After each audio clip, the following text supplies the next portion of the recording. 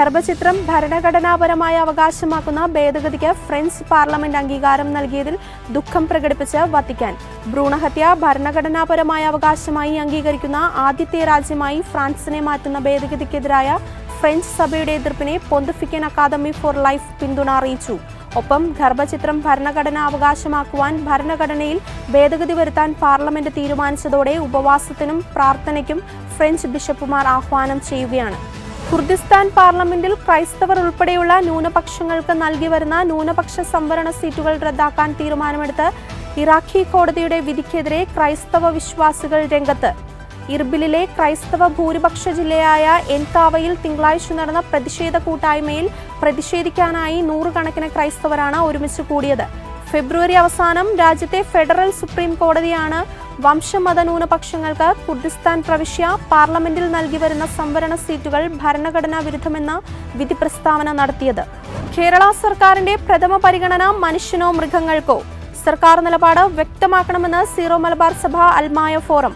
വന്യജീവി ആക്രമണത്തിൽ കേരള സർക്കാരിന് ഒരു നിലപാടുണ്ടോ എന്നും വന്യജീവികൾ ജനവാസ മേഖലകളിൽ ഇറങ്ങുന്നത് സ്ഥിര സംഭവമായി മാറിയിട്ടും ഇതിനെ തടയാൻ സർക്കാർ മുന്നോട്ട് വയ്ക്കുന്ന ബദലുകൾ പ്രായോഗികമാകുന്നില്ല എന്നതിന്റെ തെളിവാണ് ഇത്തരം സംഭവങ്ങൾ വീണ്ടും വീണ്ടും ആവർത്തിക്കുന്നതെന്നും അടുത്തടുത്ത ദിവസങ്ങളിലുണ്ടായ മരണങ്ങൾക്ക് കാരണം വനം വകുപ്പ് ആവശ്യമായ മുൻകരുതലുകൾ എടുക്കാത്തതിനാലാണെന്നും വന്യജീവികൾ നാട്ടിലേക്ക് വരുന്നത് തടയാനുള്ള സംവിധാനങ്ങൾ കൊണ്ടുവരുന്നതിൽ സംസ്ഥാന സർക്കാർ പരാജയപ്പെട്ടിരിക്കുന്നുവെന്നും സീറോ മലബാർ അൽമായ ഫോറം ചൂണ്ടിക്കാട്ടി. കത്തോലിക്ക ദേവാലയങ്ങൾക്ക് സർക്കാർ സംരക്ഷണം ഏർപ്പെടുത്തണമെന്ന് ബൈഡനോട് US സെനറ്റർ.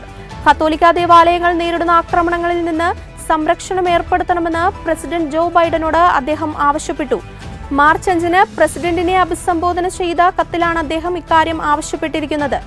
2020 മെയ് മുതൽ കത്തോലിക്ക ദേവാലയങ്ങൾക്ക് നേരെ 400-ലധികം ആക്രമണങ്ങൾ നടന്നിട്ടുള്ള കണക്ക് ചൂണ്ടിക്കാട്ടിയ ഫ്ലോറിഡയിൽ നിന്നുള്ള സെനറ്റർ വിഷയത്തിൽ ക്രിയാത്മക നടപടി ബൈഡൻ സ്വീകരിക്കണമെന്ന് ആവശ്യപ്പെട്ടു. ഇത്തവണ പെസഹ വ്യാഴാഴ്ചത്തെ തിരുക്കർമ്മങ്ങൾ വനിതാ ജയിലിൽ നടത്താൻ ഫ്രാൻസിസ് പാപ്പ. റോമിലെ റെബിബിയ പ്രദേശത്ത് സ്ഥിതി ചെയ്യുന്ന വനിതാ ജയിലിലാണ് പാപ്പ തിരുക്കർമ്മങ്ങൾ നടത്തുന്നത്. ജയിലിൽ ജീവനക്കാരുമായും തടവുകാരുമായും ഫ്രാൻസിസ് പാപ്പ കൂടിക്കാഴ്ച നടത്തും.